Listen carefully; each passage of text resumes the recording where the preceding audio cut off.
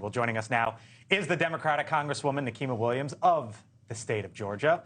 Congresswoman, thanks for being back here on the Hill on News Nation. Appreciate your time. A little bit of news in your home state last night into today. Just a little bit. Here's your colleague on the other side of the aisle, the House Speaker Kevin McCarthy. He tweeted out the following. He said, quote, "Justice should be blind, but Biden has weaponized government against his leading political opponent to interfere in the 2024 election. Now a radical DA in Georgia is following Biden's lead by attacking President Trump and using it to fundraise her political career. Americans see through this desperate sham." You would say what?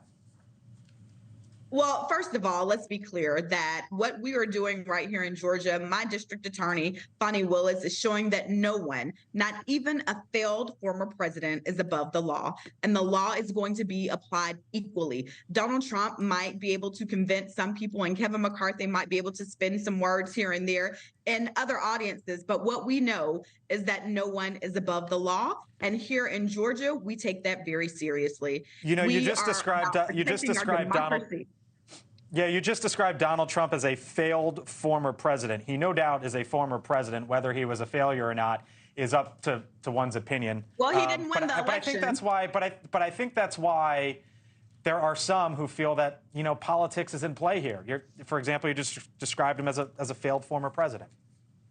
He didn't win the election, and that's what this whole thing is about. Him trying to interfere and change the outcome of a presidential election. The people showed up in Georgia. They made their voices heard, and he lost. We recounted the votes in Georgia, not one, not two, but 3 times. And every single time, it was the same result. Donald Trump lost the election. He's been unwilling to accept that and then brought other people into this. He called and had people threaten members of our community who were election day poll workers, my constituents who showed up to do their job. And then they had a target on their back by the current sitting president of the United States. Donald Trump is the former failed president. He did not win the 2020 election, regardless of how he tries to spin it, what Kevin McCarthy says. This is Trump's party, and Kevin McCarthy is trying to spin this because he understands that most Americans want people to be held accountable.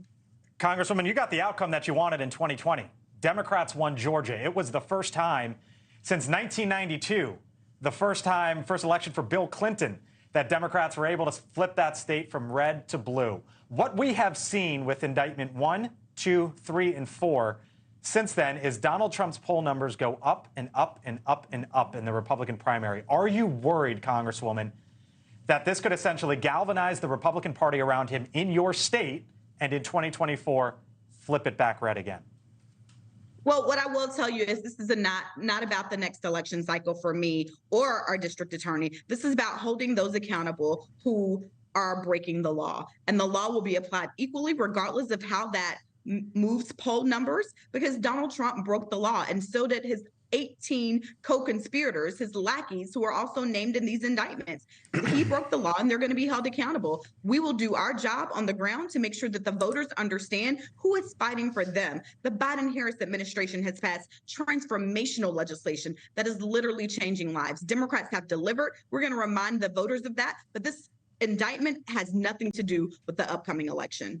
Thanks for watching. Go to newsnationnow.com to find News Nation on your television provider. And don't forget to subscribe. Click the red button to get more of News Nation's fact-driven, unbiased coverage.